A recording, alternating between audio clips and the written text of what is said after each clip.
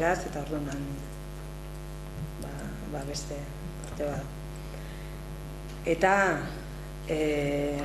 olitera joanez, hemen hasi naiz pentsatzen ze esan nezaken hango paisaiari buruz zen eretio hori entzunez gero gauza gutxi, akordatu naiz behin berarekin pasiran ninduala.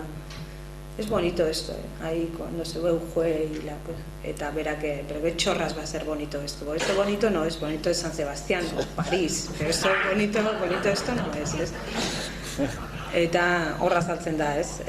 Oak, zail da norberak bere jatorria paisaje moduan ikus dezan, ez? Eta berak, ikusten, polite horren, ez?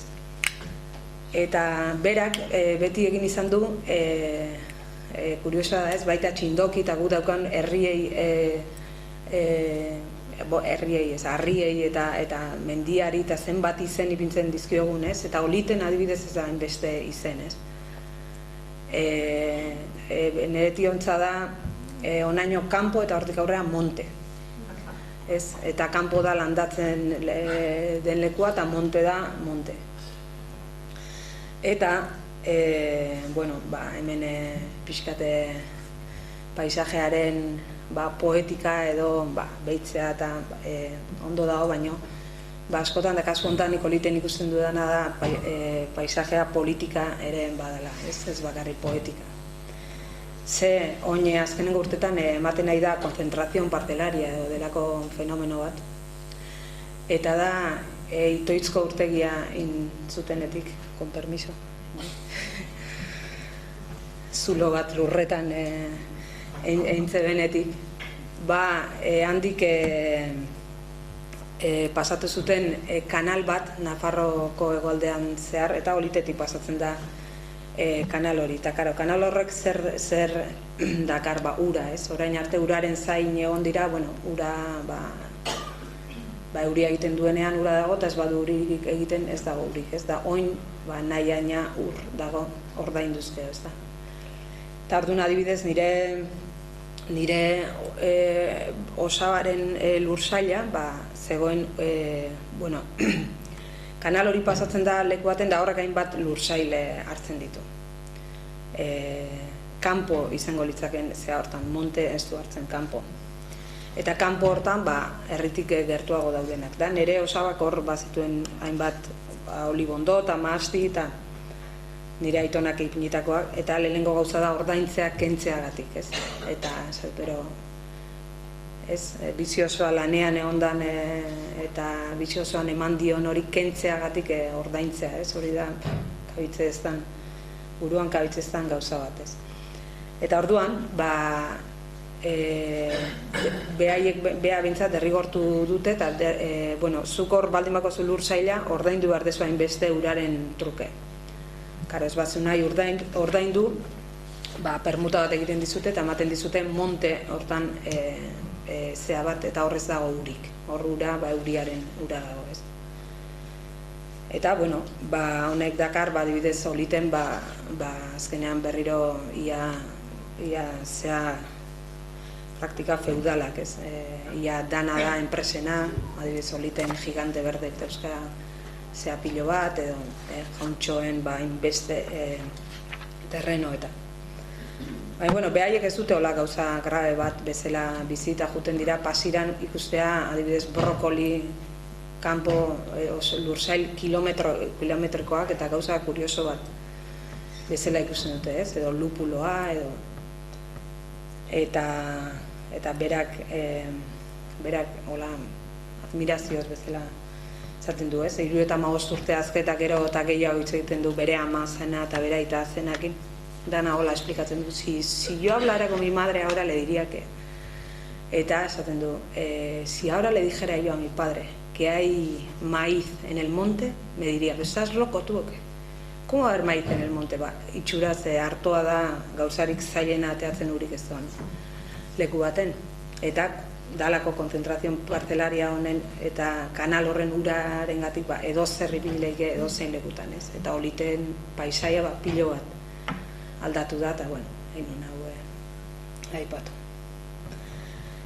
Eta nire oliteko osaba utzita, Pessoak esaten du, no vemos lo que vemos lo que somos. Ez nola rekonozitzen dugun geure burua. Eta lehen esan dugu leihotik, edo kotxeko leihotik ikusten dena, edo etxetik ikusten dena, edo zeuden lekutik ikusten dena, baino baita etxeko telebista, edo ordenadoretatik, edo ikusten duguna, paisaia da baita, ez? Paisaia global hori edo. Eta paisaje batzuk, paisaia batzuk, geure bezala sentitzen ditugu, eta beste batzuk ez. Obakoaken bada ipuiban margolariarena, eta nun Alemanian dago, eta paisaia bat pintatzen hasten den bakoitzean pintatzen du Mediterraneoko paisaia bat, bere olibondo eta bere. Eta azkenean, jendeak zorotzat hartzen dut, azkenean, inkluso han bere historia leku harta transportatzen da, eta berak hemen Alemanian egiten duena baduan beste influenzia, ez? Baina, niri ez zaitolako gauzari pasatzen, ez? Zenbait lekukin identifikatzen naiz, edo ezagutzen dut, edo heltze zait ikutzen hau hor gertatzen denak, eta beste hainbat lekuk edo paisaiak ez. Eta, akordatzen naiz, dela 2 aste edo Sandy hurakana New Yorkera iritsi zenean, edo iristekotan zegoenean, jaikin itzela urduri eta interneten begira aber ze pasatu zen New Yorken, noaino izen zen, horreuki genuen hainbeste argazki, hainbeste jende, hainbeste bideo, hainbeste ez. Eta momentu berean Vietnamen eta ez dakit nun gauza bera edo kerragoa, makurragoa gertatzen ari zen, seguru asko kalteak handiago izango ziren, baina nik New Yorkeko ze hori naukan, ez? Ze gertatuko da New Yorken, da ez nahi sekula egon New Yorken, eta ez daukat familiarik eta lagunik New Yorken. Baina nola rekonozitzen dugu paisaia hori, ez? Eta oindela pare bat urte gauza bat idazten nahi nitzela, justu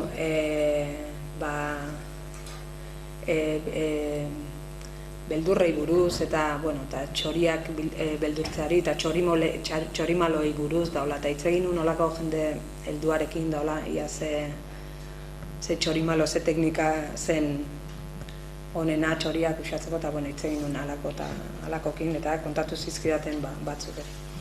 Eta nik pixkat hor,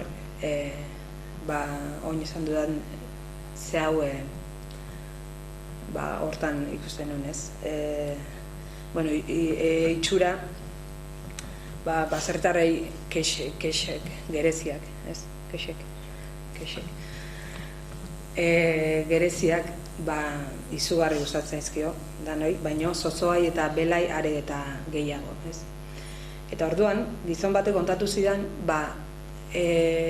berarentzat keixentzat, arbola txikia zirenean tapatzen zitula, baina hori sekulako lan zela, eta arbola azten zenean ez zeola tapatzen ibiltzerik, eta orduan berak egiten zula, txorimaloa sartzen zula arbolaren erdian, baina segitioan ohitzen zela txoria, eta beste bat zegoela, beste teknika bat askoz hobea, ez? Eta zen, gerezia, segunda ze garaitan dagoen gerezia edo, lehengo zozo bat hortzen da. Eta orduan, harrapatu behar dezu zozo bat, bota behar dezu zozo bat hil, eta gero soka bat bildu lepoan, eta gerezi ondoan txintxilizka ipini behar dezu zozo hori, ez? Eta, karo, etortzen omen dira zozoak, eta zozo hori ikusten dutenean beldurtuta alde egite omen dute, ez? Eta